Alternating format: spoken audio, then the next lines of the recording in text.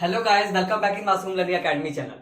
आज हम इस वीडियो में क्या पढ़ने वाले हैं, ऑब्जेक्टिव ऑफ मैनेजमेंट मींस प्रबंध के उद्देश्य पढ़ेंगे। इसको और भी हम क्या बोल सकते हैं, रिस्पॉन्सिबिलिटी ऑफ मैनेजर। एक ऑर्गेनाइजेशन में मैनेजर की क्या क्या जिम्मेदारियां होती है, क्या क्या रिस्पॉन्सिबिलिटी होती है, आज हम इस वीडियो में जानेंगे। जैसे कि आपको बोला मैंने, एक ऑर्गेनाइजेशन में जो मैनेजर होते हैं उनके कितने ऑब्जेक्टिव हो सकते हैं, उनके 3 ऑब्जेक्टिव होते हैं। कौन कौन से? ऑर्गेनाइजेशनल ऑब्जेक्टिव, सोशल ऑब्जेक्टिव, या last one is personal objective. ये तीनों ऑब्जेक्टिव को मैनेजर को क्या करना चाहिए, फोकस करना चाहिए। क्यों? उनमें से एक ऑब्जेक्टिव भी रह गया तो मैनेजर ने जो भी टारगेट सेट किया है वो अपने टारगेट को अचीव नहीं कर पाएगा। तो क्या करना चाहिए, तीनों ऑब्जेक्टिव पे फोकस रखना चाहिए, नजर रखना चाहिए कि तीनों ऑब्जेक्टिव एक साथ चलेंगे तो ही जो मैनेजर ने टारगेट सेट किया उसको आसानी से क्या कर सकता है, अचीव कर सकता है, प्राप्त कर सकता है। चलिए सबसे पहले हम तीनों ऑब्जेक्टिव पे थोड़ा समरी जानेंगे। समरी जानने के बाद हम क्या करेंगे, उसको ब्रीफली पढ़ेंगे। पहला क्या बताया मैंने आपको, ऑर्गेनाइजेशनल ऑब्जेक्टिव। जैसे कि आप जानते हैं हर ऑर्गेनाइजेशन का क्या होता है, अपना एक गोल होता है जिसके कारण उस ऑर्गेनाइजेशन का क्या हुआ, एक्सिस्टेंस में आया, उसका सेटअप हुआ है। ओके, तो ऑर्गेनाइजेशनल ऑब्जेक्टिव के भी अपने कोई की पॉइंट्स होते हैं, 3 ऑब्जेक्टिव होते हैं। वो कौन कौन से ऑब्जेक्टिव हो सकते हैं? पहला है सर्वाइवल मींस जीवित रहने के बारे में सोचेगा। दूसरा क्या है, प्रॉफिट, लाभ कमाने के बारे में सोचेगा। और तीसरा थर्ड पॉइंट क्या है, ग्रोथ। मतलब लाभ हो गया, सर्वाइवल हो गया, जीवित है, उसके बाद क्या, ग्रोथ। मतलब जो भी बिजनेस है उसको बड़ा करने का सोचेगा, विकास करने का सोचेगा। अब जान लेते हैं सर्वाइवल। सर्वाइवल का मतलब क्या, जो भी कोई नया बिजनेस होता है, नई ऑर्गेनाइजेशन होती है, वो क्या सोचती है, हम कैसे भी इस कंपटीशन के दौर में अपने आप को जीवित रखें, यानी मीन्स सर्वाइव करके चले, ताकि जो भी हमारी कॉस्ट लगी है उसको भी कम से कम क्या, रिकवर कर पाए। मीन्स इतनी अर्निंग तो कर पाए ताकि जो भी हमारे स्टार्टिंग में सेटअप करने में कॉस्ट लगी है उसको हम आसानी से क्या कर पाए, रिकवर कर पाए। मीन्स इतनी अर्निंग हो, इतना प्रोडक्शन हो ताकि उसको सेल करने के बाद हमें क्या, इतने तो पैसे हमें आ जाएं ताकि जो भी हमारी स्टार्टिंग में कॉस्ट लगी है उसको हम क्या कर सके, इनकर कर सके। मीन्स कोई भी ऑर्गेनाइजेशन होती है उसका मकसद क्या होता है कि लंबे टाइम तक रन करना है। और लंबे टाइम तक रन कब कर सकता है, जब वो सर्वाइवल के बारे में सोचेगा। तो इसमें क्या करता है, इस सर्वाइवल में क्या आ सकता है, स्टार्टिंग में to cover the cost risk, मतलब जो हमारी कॉस्ट लगा है, कॉस्ट को क्या करना, रिकवर करने के बारे में सोचेगा सर्वाइवल में, जो भी नई ऑर्गेनाइजेशन सेटअप हुई है। ओके, सेकंड पॉइंट है प्रॉफिट। अब मान लिया प्रॉफिट, सर्वाइवल हो गया, उसका प्रेजेंस हो गया इंडस्ट्री में कि हाँ एक ऑर्गेनाइजेशन आ गई है मार्केट के अंदर, उसका सर्वाइवल आसानी से हो चुका है। तो उसके बाद वो क्या सोचेगा, वो वहां का मैनेजर क्या सोचेगा, हमें प्रॉफिट कमाना है। Means to cover the cost and risk, cost के साथ साथ रिस्क को भी कवर करने की बात कहाँ आती है, प्रॉफिट में। मान लिया ऑर्गेनाइजेशन प्रॉफिट करने लग गया, बहुत ज्यादा प्रॉफिट अर्न कर रहा है, तो उसकी भी जिम्मेदारी होती है क्या, मैनेजर की जिम्मेदारी होती है कि जो भी फेयर रिटर्न दे, किसको, इन्वेस्टर को। क्योंकि अपने लाभ में से कुछ हिस्सेदारी क्या करना चाहिए, फेयर रिटर्न देना चाहिए, किसको, इन्वेस्टर को देना चाहिए। और प्रॉफिट में क्या बातें आ सकती है, जो कॉस्ट के साथ साथ रिस्क को भी क्या करे, मैनेज करे। लास्ट में एक बात आती है क्या, ग्रोथ। ग्रोथ का मतलब क्या, विकास। अगर इंडस्ट्री में उस ऑर्गेनाइजेशन का, उस बिजनेस का क्या हो चुका है, सर्वाइवल हो चुका है, प्रॉफिट अर्न करने लगा है, तो लास्ट में क्या, ग्रोथ। मान लिया उसका बिजनेस अभी छोटा है तो मैनेजर को बैठ नहीं जाना चाहिए, आराम से उसके बिजनेस को और बड़ा करने का और ग्रोथ करने की बातें अपने माइंड में लाना चाहिए, सोचना चाहिए कि ताकि अपने बिजनेस को और बड़ा करे। कैसे बड़ा हो सकता है, मान लीजिए बिजनेस अभी छोटे लेवल पे है, क्या करना चाहिए उसको, और अर्निंग करने के लिए कुछ एडिशनल इन्वेस्टमेंट लगाना चाहिए, ताकि हमारा बिजनेस बड़ा होगा तो अधिक से अधिक क्या हो सकता है, प्रोडक्शन होगा, न्यू न्यू मशीनरी आएगी। तो जब प्रोडक्शन होगा उस प्रोडक्शन को सेल करेंगे तो पैसे अधिक से अधिक आएंगे, अर्निंग अधिक होगी, तो हमारा बिजनेस क्या, लंबे टाइम तक रन कर सकता है। जो हमने टारगेट सेट किया है उसको आसानी से हम लोग क्या कर सकते हैं, अचीव कर सकते हैं। ये तो हमने समरी जाना किसका, ऑर्गेनाइजेशनल ऑब्जेक्टिव का। अब बात करते हैं किसका, सोशल ऑब्जेक्टिव। मीन्स इसको हिंदी में क्या बोलते हैं, सामाजिक उद्देश्य। एक समाज, सोसाइटी से हम लोग क्या लेते हैं, जो बिजनेसेस लोग होते हैं, जो बिजनेस करते हैं, सोसाइटी से क्या लोग क्या लेते हैं, हम लोग क्या ले सकते हैं सोसाइटी से, मैनेजर क्या ले सकता है सोसाइटी से। जैसे मान लीजिए फिजिकल रिसोर्स होता है, ह्यूमन रिसोर्स हो गया, पीपल हो गए, रॉ मटेरियल हो गए, जिसका हम लोग प्रोडक्शन करेंगे तो रॉ मटेरियल की क्या हो सकती है, आवश्यकता होगी, नीड होगी। तो ये सब चीजें हम लोग कहाँ से लेते हैं, सोसाइटी से लेते हैं। तो एक ऑर्गेनाइजेशन में जो मैनेजर होता है तो उसकी भी तो जिम्मेदारी बननी चाहिए कि सारी चीजें हम सोसाइटी से ले रहे हैं, तो उनकी भी जिम्मेदारी होनी चाहिए, किसकी, टॉप लेवल जो मैनेजर होते हैं, कि हम भी कुछ सोसाइटी को उसके बदले में कुछ रिटर्न दे, जिसका वो क्या करते हैं, एक्सपेक्टेशन करते हैं कि हमें भी कुछ ऑर्गेनाइजेशन से हमें कुछ मिलेगा। एक ऑर्गेनाइजेशन से सोसाइटी को क्या क्या मिल सकते हैं, जैसे गुड क्वालिटी प्रोडक्ट प्रोवाइड करवाना, रिजनेबल प्राइस पे प्रोवाइड करवाना, एम्प्लॉयमेंट का अपॉर्चुनिटी देना, ये सब क्या होते हैं जो ऑर्गेनाइजेशन से सोसाइटी को मिलते हैं उसके रिटर्न के बदले में। अब लास्ट वन किसकी बारी आती है? पर्सनल ऑब्जेक्टिव मीन्स व्यक्तिगत उद्देश्य। व्यक्तिगत इस उद्देश्य बहुत ही इंपॉर्टेंट है। क्यों? कोई भी इंडिविजुअल होता है वो क्या सोचता है, मुझे ऑर्गेनाइजेशन ज्वाइन करना है। ऑर्गेनाइजेशन को ज्वाइन क्यों करना चाहता है? उसके भी कुछ अपने हित होते हैं, उसके भी अपने कुछ नीड्स हो सकता है जिसको सेटिस्फाइड करना पड़ चाहता है कि सेटिस्फैक्शन मिल जाए। किसी व्यक्ति को जो सेटिस्फैक्शन मिल जाता है तो बस इनफ हो जाता है कि जो चाहता है वो मिला, वो खुश हो गया। तो क्या अपने सेटिस्फैक्शन के लिए वो क्या कर सकता है कि वो चाहता होगा जो भी ऑर्गेनाइजेशन में ज्वाइन करता है इंडिविजुअल की मेरी सैलरी बढ़े, मेरी जो भी सैलरी है उसमें और इंक्रीमेंट हो सके, मुझे मान सम्मान मिले किसी ऑर्गेनाइजेशन में, चाहे वो एक्सपीरियंस के लिए किसी ऑर्गेनाइजेशन को ज्वाइन करना चाहता है। उसके भी कुछ अपने नीड हो सकते हैं, अपना ऑब्जेक्टिव हो सकता है। तो एक ऑर्गेनाइजेशन में जो मैनेजर होते हैं उनकी भी क्या जिम्मेदारी बनती है, मैनेजर की क्या रिस्पॉन्सिबिलिटी बनती है कि जो भी इंडिविजुअल व्यक्ति को हम खुश रखेंगे। कैसे? देखो दोनों कैसे रिलेट है। अगर जो इंडिविजुअल ज्वाइन करता है ऑर्गेनाइजेशन को, अगर वहां का मैनेजर उसको खुश रखता है, उस इंडिविजुअल को, चाहे ग्रुप ऑफ इंडिविजुअल को खुश रखता है जो वहां ऑर्गेनाइजेशन में वर्क कर रहे हैं, मीन जो एम्प्लॉइज हो, वर्कर हो, सबॉर्डिनेट हो, अगर उसको हम खुश रखेंगे, वही तो क्या करते हैं, वही तो मेन लोग होते हैं जो प्रोडक्शन करते हैं, जिससे हमें अर्निंग होती है सेल करने के बाद। तो अगर टारगेट सेट कर दिया ऑर्गेनाइजेशन के मैनेजर ने कि हम इस बार इस साल ये टारगेट अचीव कर सकते हैं, 1000 यूनिट्स बनाने चाहे 2000 यूनिट्स बनाने, टारगेट सेट कर दिया। अल्टीमेटली जो इंडिविजुअल चाहे ग्रुप ऑफ इंडिविजुअल काम कर रहे हैं वही तो काम करेंगे। अगर वो खुश होकर काम करेंगे तो जो भी टारगेट ऑर्गेनाइजेशन के मैनेजर ने सेट किया है तो आसानी से क्या कर सकता है ऑर्गेनाइजेशन, उसको अचीव कर सकता है। एक बार ऑर्गेनाइजेशन ने अपने टारगेट, ऑर्गेनाइजेशन के लोगों ने, मैनेजर ने अपने टारगेट अचीव कर लिए जो भी उसने सेट किए थे, तब उसका टारगेट अचीव हो गया तो अल्टीमेटली किसका टारगेट भी अचीव हो सकता है? इंडिविजुअल चाहे ग्रुप ऑफ इंडिविजुअल का टारगेट आसानी से अचीव हो सकता है। तो यहाँ पे किसकी जिम्मेदारी आती है? मैनेजर की।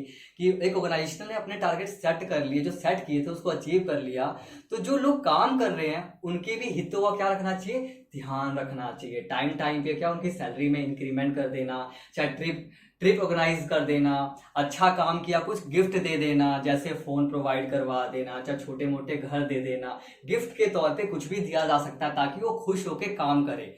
लेस इंटरेस्टिंग वर्क हो जाएगा किसी ऑर्गेनाइजेशन के इंडिविजुअल लोगों को, तो काम नहीं करेंगे तो प्रोडक्शन नहीं होएगा, प्रोडक्शन नहीं हो पाएगी तो सेल नहीं होगा, सेल नहीं होगा तो अर्निंग नहीं कर पाएंगे, तो कैसे हमारा बिजनेस सर्वाइव कर सकता है? तो पर्सनल ऑब्जेक्टिव भी बहुत एक इंपॉर्टेंट है किसी भी मैनेजर के लिए। तो मैंने आपको क्या बोला, किसी ऑर्गेनाइजेशन में जो मैनेजर होता है उसको अपने तीनों ऑब्जेक्टिव को माइंड में रखना चाहिए, तीनों ऑब्जेक्टिव पे क्या करना चाहिए? फोकस रखना चाहिए। अब ये तो मैंने बताया आपको, समरी बता दी। अब हम क्या करेंगे, इसको ब्रीफली पढ़ेंगे, जानेंगे कि मैंने लिखा क्या है ऑर्गेनाइजेशनल ऑब्जेक्टिव के ऊपर और सोशल ऑब्जेक्टिव के ऊपर। Last one personal objective means व्यक्तिगत उद्देश्य। चलिए अब स्टार्टिंग करते हैं। पहला क्या है? ऑर्गेनाइजेशनल ऑब्जेक्टिव मीन्स संगठनात्मक उद्देश्य, जिसको हिंदी में बोलते हैं। Every organisation has some basic goals. जैसे आपको मैंने बताया हर एक ऑर्गेनाइजेशन का अपना एक गोल्स होता है, which is the main reason of existence, जिसके कारण उसका क्या हुआ है? एक्सिस्टेंस हुआ, जिसके कारण उसका क्या सेटअप होता है किसी ऑर्गेनाइजेशन के अंदर। सर्वाइवल, मैंने बोला कि ऑर्गेनाइजेशन के भी अपने ऑब्जेक्टिव होते हैं। फर्स्ट पॉइंट पर आपको सर्वाइवल बताया था। सर्वाइवल में क्या? अर्निंग इनफ रेवेन्यूज, इतनी अर्निंग हो टू कवर कॉस्ट, जो क्या कर रहे हैं अपने कॉस्ट को कवर कर पाए। Manager compute all the marketing efforts are put the achieve the break even sale. Manager को अपने सारे मार्केटिंग एफर्ट्स लगा देने चाहिए, जितनी भी ताकत हो सारी ताकत को झोंक देना चाहिए। किसमें? कम से कम इतना तो हमारे अर्निंग हो पाए ताकि क्या हमें ब्रेक इवन सेल्स तो मिल जाए। ब्रेक इवन सेल मैंने आपको बताया था, ब्रेक इवन सेल मीन्स किसको रिप्रेजेंट करता है? ना ही प्रॉफिट हो ना ही लॉस हो, मीन्स इतना पैसा मिल जाए, इतनी अर्निंग हो जाए सेल के ऊपर ताकि हमें अपने कॉस्ट को इनकर कर पाए, कॉस्ट को रिकवर कर पाए। ओके, चलिए सेकंड पॉइंट किसकी बारी आती है? प्रॉफिट की। प्रॉफिट का मतलब क्या? Survival of the business ensure the presence of business in the industry. Survival हो गया, अगर कोई इंडस्ट्री जीवित है, पता चल गया सबको कि मार्केट में इंडस्ट्री ये बिजनेस आ गया है, तो उसके बारे में किसको सोचना चाहिए? प्रॉफिट के बारे में सोचना चाहिए। प्रॉफिट क्या? But manager can't take rest here. Manager को सर्वाइवल के बाद मैनेजर को आसानी से बैठ नहीं जाना चाहिए। किसके बारे में सोचना चाहिए? कैसे हम प्रॉफिट अर्न करें, कैसे हम और लाभ कमा सकते हैं। Manager should earn reasonable profit so that they can provide fair return to investor. जैसे आपको बताया था, अगर मैनेजर क्या है, अगर प्रॉफिट अर्न करने लग गया, रिजनेबल प्रॉफिट अर्न करने लगा, तो उसको क्या मकसद होना चाहिए, उस प्रॉफिट में से कुछ हिस्सा किसको देना चाहिए, इन्वेस्टर को, मींस निवेशकों को देना चाहिए। फेयर रिटर्न तो मिलना चाहिए ना इन्वेस्टर को, निवेशकों को। Okay, last one, growth. Growth मतलब विकास, सर्वाइव कर रहे हैं आसानी से, प्रॉफिट कर रहे हैं, तो किसकी बात आती है, ग्रोथ की। और अपने बिजनेस को कैसे ग्रोथ करें, कैसे आगे लेके जाए बिजनेस को, growth. Manager should keep in mind, manager को हमेशा दिमाग में रखना चाहिए क्या, अर्निंग प्रॉफिट आर गुड, जो हम प्रॉफिट अर्न कर रहे हैं एक ऑर्गेनाइजेशन के स्वास्थ्य के लिए बहुत ही अच्छा है, good for the health condition. But this sole criteria, उसका मकसद यहाँ पे रुक नहीं जाता, उसको और क्या सोचना चाहिए, अपने बिजनेस को कैसे आगे बढ़ाएं, जो छोटा बिजनेस है कैसे बिजनेस को हम लोग बड़ा करें, ये सोचना चाहिए। क्या, growth of business can be measured, कैसे मेजर करते हैं ग्रोथ के बिजनेस को, कैसे एक विकास को कैसे माप सकते हैं, कैसे मेजर कर सकते हैं, देखते हैं। जैसे मैंने आपको बताया भी था, in terms of sales volume, जितनी ज्यादा सेल्स वॉल्यूम, जितनी ज्यादा सेल करेंगे तो उतना ही हमारा क्या, ऑर्गेनाइजेशन यानी इंडस्ट्री उतनी हमारी अच्छी है। Increase in number of employees, जाहिर सी बात है बिजनेस छोटा होगा तो थोड़े से लोग होंगे, थोड़े से एम्प्लॉय होंगे। जब हमारा बिजनेस बड़ा होगा तो नंबर ऑफ एम्प्लॉय भी क्या होंगे, बढ़ जाएंगे, इंक्रीज हो जाएंगे। और नंबर ऑफ प्रोडक्ट्स, और जब नंबर ऑफ सेल बढ़ेगा तो प्रोडक्ट्स भी बढ़ेंगे, इंसान बढ़ेंगे तो अर्निंग भी ज्यादा होगी, प्रोडक्शन भी ज्यादा होगा। इंक्रीज इन कैपिटल इन्वेस्टमेंट, और सारी बातें कहाँ जाती है, अगर ज्यादा ज्यादा कैपिटल इन्वेस्ट करेंगे किसी ऑर्गेनाइजेशन में तो जाहिर सी बात है हमारा बिजनेस क्या होगा, बड़ा हो सकता है। किसकी बारी है, सोशल ऑब्जेक्टिव, इसको हिंदी में क्या बोलते हैं, सामाजिक उद्देश्य। पढ़ते हैं, मैंने आपको बताया भी था समरी में क्या, business use resource of society, जैसे कि जो बिजनेस होता है सारा रिसोर्स कहां से यूज करता है, सोसाइटी से, मैंने आपको बताया भी था। To achieve the organisation goal, mean जो भी हमने टारगेट सेट किया, गोल्स का मतलब क्या, what the organisation wants to achieve, क्या अचीव करना चाहता है, तो उसके लिए रिसोर्स की जरूरत पड़ेगी ना, तो रिसोर्स कहां से लेके आएंगे हम लोग, सोसाइटी से मिलेगा। तो इसके बदले में क्या, उस ऑर्गेनाइजेशन के मैनेजर की कुछ जिम्मेदारी बनती है कि उस रिसोर्सेज के बदले में कुछ फेयर रिटर्न देना, किसको, सोसाइटी के लोगों को। Therefore society aspects something in return, जैसे मैंने आपको बताया, फॉर बेनिफिट्स नोन एज, जो भी ऑर्गेनाइजेशन के मैनेजर से जो भी रिटर्न मिलता है, जो भी वो चाहते हैं, अगर सोसाइटी को देते हैं, उसको ही क्या बोलते हैं, सोशल ऑब्जेक्टिव, मींस सामाजिक उद्देश्य बोला जाता है। क्या क्या ऐसे ऑब्जेक्टिव हो सकते हैं वो पढ़ते हैं। पहला, first point, using friendly method of production, जो भी उत्पादन कर रहे हैं ऑर्गेनाइजेशन में उसमें क्या हो जाए, फ्रेंडली इन्वायरमेंट होना चाहिए। अगर वातावरण ठीक नहीं होगा तो कैसे अधिक से अधिक प्रोडक्शन हम लोग कर सकते हैं। सेकंड पॉइंट क्या है, supply of right quality product, जो भी हम प्रोडक्ट बना रहे हैं क्वालिटी क्या होना चाहिए, अच्छी होनी, तभी तो अधिक से अधिक क्या कस्टमर जुड़ेंगे, कंज्यूमर्स जुड़ेंगे। और प्राइस भी क्या होना चाहिए, रिजनेबल प्राइस पे क्वालिटी प्रोडक्ट प्रोवाइड करना चाहिए। ये नहीं कि आज हमारा बिजनेस बहुत अच्छा रन कर रहा है, बहुत प्रॉफिट कम आ रहे हैं, तो आज तो हमने प्राइस थोड़ा सा रख लिया, कम प्राइस पे वो चीजें बेच रहे हैं। आने वाले टाइम पे जैसी हमारी शोहरत हो गई, गुडविल हो गई ऑर्गेनाइजेशन की, तो ये नहीं होना चाहिए कि हम प्राइस जल्दी से बढ़ा दें, नहीं, प्राइस को मेंटेन करके चलना चाहिए, जरूरत के हिसाब से प्राइस क्या करना चाहिए, कीमत को बढ़ाना चाहिए। चलिए थर्ड पॉइंट क्या है, फाइनेंशियल सपोर्ट टू कम्युनिटी, जो जिसके पास पैसों की कमी है कुछ ऐसे करना चाहिए, फाइनेंशियल सपोर्ट कर देना कम्युनिटी के लोगों को। ओके, लास्ट डी क्या पॉइंट है, प्रोवाइडिंग एम्प्लॉयमेंट अपॉर्चुनिटी, जैसे मैंने आपको बताया भी था, अगर एम्प्लॉयमेंट अपॉर्चुनिटी अगर देंगे तो लोग, सोसाइटी के लोग क्या सोचेंगे, अरे ये ऑर्गेनाइजेशन बहुत अच्छा है, ये हमें एम्प्लॉयमेंट दे रहा है। To weaker section of society, बहुत ऐसे कमजोर दत्ता होता है जो सोसाइटी के अंदर जो कुछ कर नहीं पाते, उनको क्या एम्प्लॉयमेंट अपॉर्चुनिटी प्रोवाइड करवाना। तो ये हमने क्या पढ़ा, सेकंड ऑब्जेक्टिव पढ़ा, जिसको इसका नाम क्या है, सोशल ऑब्जेक्टिव मीन सामाजिक उद्देश्य। लास्ट वन जो बचा है क्या, पर्सनल ऑब्जेक्टिव, जो बहुत ही इंपॉर्टेंट ऑब्जेक्टिव है, मीन्स व्यक्तिगत उद्देश्य। मैंने आपको बताया था जो इंडिविजुअल जो ऑर्गेनाइजेशन में काम करना है उसके हितों के बारे में सोचना मैनेजर की एक रिस्पॉन्सिबिलिटी होना चाहिए, जरूर सोचना चाहिए, क्योंकि वही मेन होते हैं जो हमारे काम को करते हैं, प्रोडक्शन में हमारी मदद करते हैं। It is related with individual, मैंने बताया था ये रिलेट किससे करता है, इंडिविजुअल से, चाहे ग्रुप ऑफ इंडिविजुअल से। वर्किंग इन द ऑर्गेनाइजेशन, जो वर्क करते हैं किसमें, ऑर्गेनाइजेशन में। An individual join the organisation, कोई भी इंडिविजुअल जो ऑर्गेनाइजेशन को ज्वाइन करता है with diverse need and satisfaction, किसके, अपनी जरूरत को पूरा करने के लिए, अपनी जरूरत को संतुष्टि प्राप्त करने के लिए क्या करता है, किसी ऑर्गेनाइजेशन को ज्वाइन करता है। क्या क्या संतुष्टि हो सकती है आपको बताया था, सैलरी अधिक चाहता हो, चाहे एक्सपीरियंस और बढ़ाना चाहता हो, चाहे जैसे रहे उसका रहन सहन है उसको और क्या करना चाहता है, उसको ऊंचा करना चाहता हो। चलिए, such needs motivate for increasing productivity. अपने नीड से जो सोचा अपने सेटिस्फेक्शन को पूरा करना चाहता कोई इंडिविजुअल, तो क्या करेगा, मन लगा के काम करेगा, और मन लगा के काम करेगा तो क्या होगा, अधिक से अधिक प्रोडक्शन होगा। Okay, manager needs should satisfy need as, तो मैनेजर की भी क्या होनी चाहिए, मैनेजमेंट की भी कुछ जिम्मेदारी होना चाहिए। क्या, अगर कोई इंडिविजुअल, ग्रुप ऑफ इंडिविजुअल मन लगा के काम कर रहे हैं, प्रोडक्शन को बढ़ा रहे हैं, तो उनकी भी कुछ जिम्मेदारी होना चाहिए, ताकि उसके बदले में उनको भी कुछ दे। किसको, इंडिविजुअल को, ग्रुप ऑफ इंडिविजुअल को क्या क्या दे सकता है कोई मैनेजमेंट के लोग, फाइनेंशियल नीड्स, फाइनेंशियल मतलब फाइनेंशियल सपोर्ट करना, कैसे, competitive salary and perks, means जब उस ऑर्गेनाइजेशन में उस इंडिविजुअल ने ज्वाइन किया था, उसकी सैलरी जो भी हो XYZ, उसकी सैलरी को टाइम टू टाइम क्या करना चाहिए, इंक्रीमेंट करना चाहिए। ऐसा ना हो कि आज जिस सैलरी पे उसने ज्वाइन किया ऑर्गेनाइजेशन में, उसी सैलरी पे वो 2 साल के लिए, 4 साल के लिए रह जाए। टाइम टाइम पे सैलरी में इंक्रीमेंट नहीं करेंगे तो उसको भी लगेगा कि हमारा बॉस तो हमारी सैलरी का इंक्रीमेंट कर ही नहीं रहा, सिर्फ क्या करवा रहा है, हमसे ही काम करवाया जा रहा है। अगर वो नाखुश रहेंगे, अगर खुश नहीं रहेंगे तो कैसे वो काम करेंगे। अगर खुश होकर काम नहीं करेंगे तो प्रोडक्शन अच्छी नहीं होगी, प्रोडक्शन अच्छी नहीं होगी तो सेल नहीं होगा, सेल नहीं होगा तो अर्निंग नहीं हो पाएगी, अर्निंग नहीं हो पाएगा तो कैसे हमारा बिजनेस, जो भी हमारा ऑर्गेनाइजेशन है, कैसे सर्वाइव कर सकता है मार्केट के अंदर। ओके, जो सेकंड पॉइंट है वो क्या है, सोशल नीड्स। सोशल नीड्स में मतलब एक ऑर्गेनाइजेशन का मतलब क्या, हर एक व्यक्ति चाहता है, वैसे भी बिजनेस की बात नहीं कर रहा, हर एक व्यक्ति भी चाहता है कि समाज में हमारा क्या हो, मान बढ़े, सम्मान बढ़े, हमें लोग जाने पहचाने कि ये बंदा क्या है, इस बंदे के अंदर क्या ऐसे गुण है।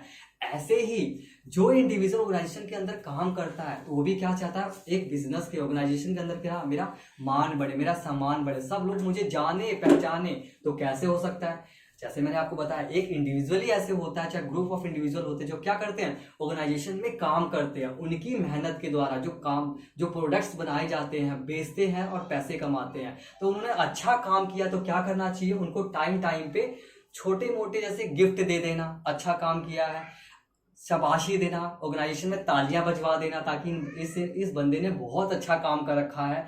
चाहे गिफ्ट के तौर पे छोटा मोबाइल फोन दे देना, चाहे ऑर्गेनाइजेशनल ट्रिप ऑर्गेनाइज कर देना, ताकि आप 3 दिन के लिए घूम के आ जाओ और अपने ऑर्गेनाइजेशन में बहुत अच्छा काम किया। ये सब क्या होता है, सोशल रिकॉग्नाइजेशन, मीन्स पहचान बनती है किसी ऑर्गेनाइजेशन में, किसने अच्छा काम किया। Last one, higher level needs. जब एक इंडिविजुअल काम करता है, पैसे अच्छा कमा रहा है, उसकी सैलरी अच्छी है, उसको लोग जान रहे हैं, पहचान रहे, तो वो भी क्या सोचता है कि हायर लेवल नीड्स, अपने नीड्स को और ऊपर करता है। नीड्स कभी किसी की खत्म नहीं होता है, एक नीड्स कंप्लीट होता है तो दूसरी नीड्स का क्या हो जाता है, जन्म हो जाता है। जैसे वो पूरा होता है तो तीसरा नीड्स आ जाता है। तो ये इंसान की प्रवृत्ति है, कभी भी हमारे नीड्स कंप्लीट नहीं हो सकते हैं। क्या है, जैसे एक का जन्म हुआ, दूसरा वो खत्म हुआ तो तीसरे का जन्म हो गया। तो ऐसे ही क्या होता है, इंडिविजुअल भी हायर लेवल नीड्स होते हैं। क्या, पर्सनल डेवलपमेंट एंड ग्रोथ। वो भी सोचता है कि मेरा कुछ और अधिक से अधिक विकास हो और मैं ग्रोथ करूं, गाड़ी लूं, बंगला लूं, कोठी लूं, हर चीज का क्या होता है, वो सोचता है कि लेवल ऑफ नीड्स को अपने बढ़ाऊं। ओके, चलिए, तो मैंने पढ़ा पर्सनल ऑब्जेक्टिव, ये बातें आती है। अगर सोच लीजिए, मान लीजिए अगर उनके पर्सनल हितों के बारे में ध्यान नहीं रखा तो क्या होगा, वो लेस इंटरेस्ट लेंगे। किसमें, लेस इंटरेस्ट इन वर्क, काम करने में उनका इंटरेस्ट क्या होगा, कम होगा। अगर मान लीजिए उनका काम करने में इंटरेस्ट कम होगा तो कैसे ऑर्गेनाइजेशन के अंदर जो मैनेजर ने अपने टारगेट सेट किए हैं, कैसे अचीव कर सकता है। इसीलिए मैंने आपको क्या बोला, इनमें से एक ऑब्जेक्टिव भी रह जाए, मैनेजर अपना एक भी ऑब्जेक्टिव को पूरा ना कर पाए तो क्या हो सकता है, जो भी उसने टारगेट सेट किया है, किसने, मैनेजर ने, तो वो अपने टारगेट को अचीव नहीं कर पाएगा। लास्ट में देखते हैं, in absence of personal objective, अगर पर्सनल ऑब्जेक्टिव के हितों के बारे में ध्यान नहीं रखा गया तो क्या हो सकता है, इंडिविजुअल जो काम कर रहा है may have less interest in work में क्या होगा, अपना इंटरेस्ट नहीं दिखाएगा। क्यों नहीं दिखाएगा, अरे मैं ही काम कर रहा हूँ, सुबॉर्डिनेट है, जो वर्कर है वो काम कर रहे हैं। अगर मैनेजर उनके हितों का ध्यान नहीं रखता, अरे छोड़ना, करने दे उन लोगों का काम, उनका काम ही है करने के लिए, अगर ऐसी ऐसी बातें माइंड में रहेगी तो अल्टीमेटली क्या, वो लेस इंटरेस्ट ही लेंगे वर्क को करने में। तो मैंने आपको क्या बताया आज, 3 ऑब्जेक्टिव पढ़े, कौन कौन से, organisational objective, social objective, last में पर्सनल ऑब्जेक्टिव। आपको मैंने बहुत ब्रीफली तरीके से पढ़ाया है। आप जो भी पढ़ा है इसके ऊपर नोट्स कॉपी लीजिए, नोट्स बनाइए, अलग से कुछ भी आपको लेने की जरूरत नहीं है। हाँ, मैंने आपको बोला था इकोनॉमिक्स वाली क्लास में भी कि मैं जो भी चीजें पढ़ाऊंगा, चाहे बिजनेस पढ़ाऊं, चाहे अकाउंट्स पढ़ाऊं, चाहे आपको इकोनॉमिक्स पढ़ाओ, हर चीज़ मैं आपको हिंदी मीडियम वाले और इंग्लिश मीडियम वाले स्टूडेंट्स के लिए दोनों नोट्स मैं आपको प्रोवाइड करूंगा वीडियो क्लासेस के अंदर ही। बट मैं थोड़ी बहुत बातें बस नाम नाम पॉइंट पॉइंट हिंदी में लिख पाया। जो हिंदी मीडियम वाले स्टूडेंट्स को भी समझना सेम बातों को ही है, बट उनको क्या है, अगर उनको नोट्स नहीं मिल पाए तो मैं आसानी से क्या करूंगा, जो भी लिखा है मैं उनको नोट्स प्रोवाइड करवा दूंगा। तो आप लोगों को क्या करना है, इस वीडियो को देखना है, समझना है, लाइक एंड सब्सक्राइब करना बिल्कुल नहीं भूलना है। Okay, thank you so much, good bye.